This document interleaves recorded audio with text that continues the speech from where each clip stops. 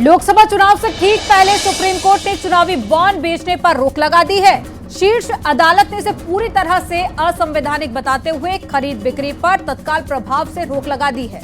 यानी अब पॉलिटिकल पार्टियों को चुनावी बॉन्ड के तहत चंदा नहीं मिल पाएगा। ऐसे में जानना भी जरूरी है कि आखिर सुप्रीम कोर्ट ने किन किन वजहों से चुनावी बॉन्ड पर रोक लगाई है।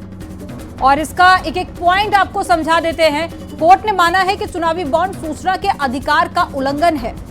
कोर्ट के मुताबिक चुनावी बॉन्ड चुनावी पारदर्शिता के खिलाफ है। कोर्ट ने अपने फैसले के दौरान कहा कि चुनावी बॉन्ड के लिए कंपनी एक्ट में किया गया संशोधन असंवैधानिक है। और कोर्ट ने कहा कि मतदाता को जानने का अधिकार है। काले धन पर अंकुश के लिए चुनावी बॉन्ड लाया गया था, लेकिन कोर्ट ने कहा कि काले धन पर अंकुश के लिए और भी तरीके हैं। कोर्ट ने कहा कि जानकारी से स्पष्टता आएगी। अब आपको इस पर लेकर एक रिपोर्ट दिखाते हैं।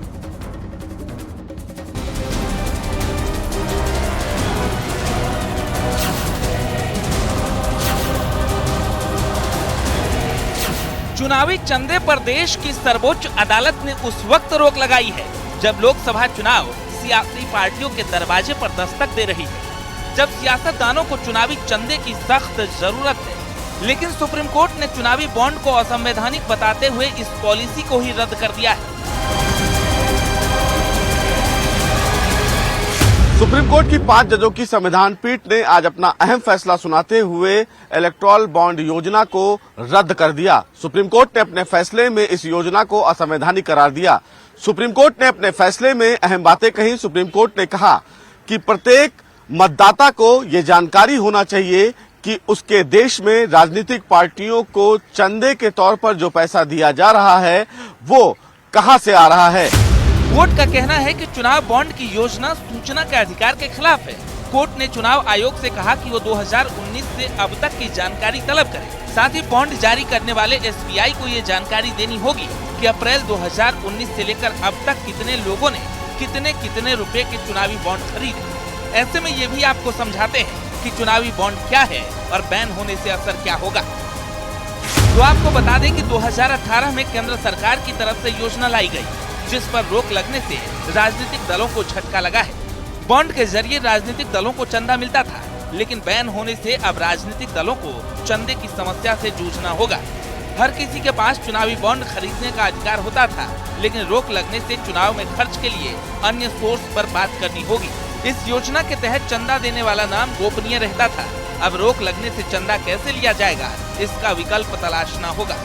योजना के तहत दान पर टैक्स बचाने का मौका मिलता था, लेकिन बैन होने से चुनाव आयोग से राय मशविरा करनी होगी। यानी जहां पॉलिटिकल पार्टियों को आसानी से चुनाव में खर्चे के लिए करोड़ों रुपए मिल जाते थे, अब उसके लिए मशक्कत करनी पड़ेगी।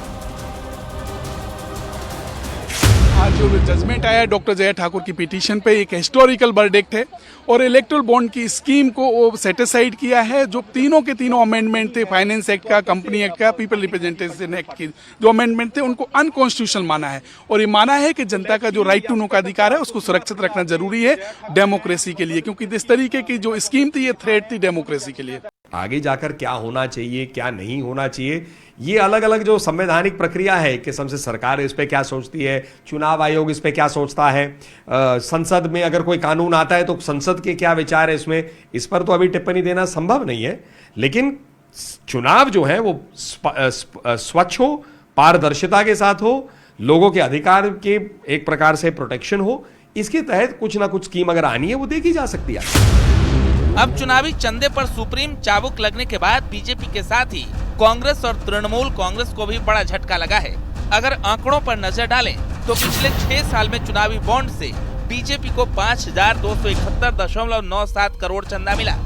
कांग्रेस को चुनावी बॉन्ड से 952.29 करोड़ का चंदा मिला और तृणमूल कांग्रेस को चुनावी बॉन्ड से 767.88 करोड़ रुपए चंदा मिला। यानी चाहे राष्ट्रीय पार्टी हो या फिर क्षेत्रीय दल, चुनावी बॉन्ड के जरिए कंपनी या फिर आम आदमी से चंदा ले सकते थे, जिस पर अब रोक लग चुकी है। वो भी तब जब सियासी पार्टियों के सिर पर लोकसभा चुनाव जैसी बड़ी चुनौती है। Bureau report, news 18।